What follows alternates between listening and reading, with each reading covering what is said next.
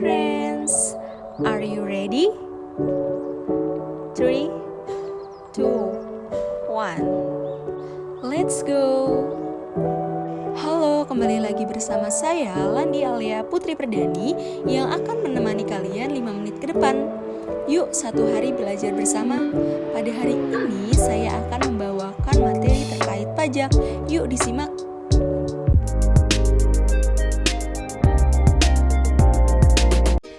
Kita masuk ke dalam definisi pajak.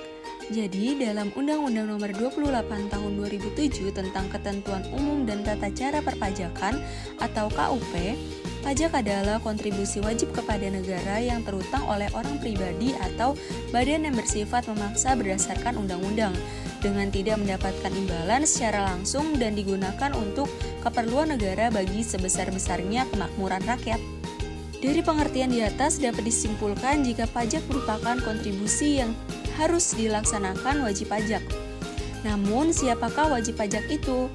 Dalam pasal 1 ayat 2 UU KUP menjelaskan bahwa wajib pajak adalah orang pribadi atau badan meliputi pembayar pajak, pemotong pajak, dan pemungut pajak yang mempunyai hak dan kewajiban perpajakan sesuai dengan ketentuan peraturan perundang-undangan perpajakan.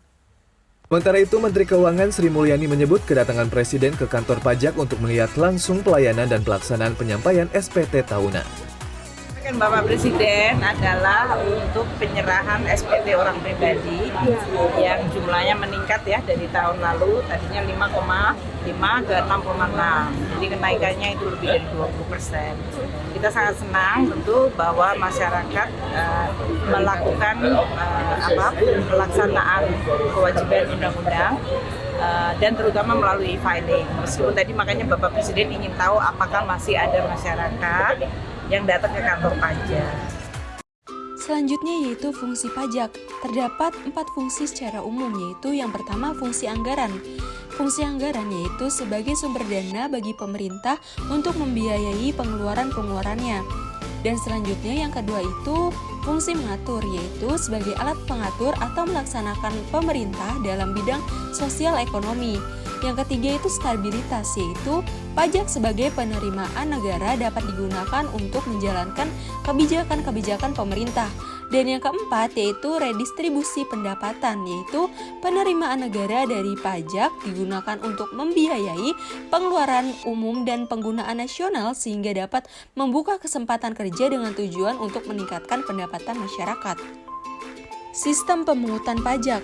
Sistem pemungutan pajak dapat dibagi menjadi 3 sistem, yaitu sebagai berikut. Yang pertama, Official Assessment System adalah suatu sistem pemungutan yang memberi wewenang kepada pemerintah atau fiskus untuk menentukan besarnya pajak yang terutang oleh wajib pajak. Yang kedua itu yaitu Self-Assessment System adalah suatu sistem pemungutan yang memberi wewenang sepenuhnya kepada wajib pajak untuk menghitung, memperhitungkan, membayar, dan melaporkan sendiri besarnya pajak yang terutang. Selanjutnya itu Withholding System adalah suatu sistem pemungutan yang memberi wewenang kepada pihak ketiga atau bukan fiskus dan bukan wajib pajak yang bersangkutan untuk menentukan besarnya pajak terutang oleh wajib pajak. Dan selanjutnya itu terdapat manfaat pajak. Jenis-jenis pajak di Indonesia sangat banyak seperti pajak bumi dan bangunan atau PBB, selanjutnya pajak penghasilan atau PPH, pajak pertambahan nilai atau PPN, serta pajak daerah. Pajak penghasilan sendiri dipotong pemerintah melalui perusahaan pemberi kerja dari gaji karyawan. Hitungannya, yakni gaji dikurangi penghasilan tidak kena pajak atau PTKP, lalu dikalikan dengan tarif progresif pajak PPH pasal 21.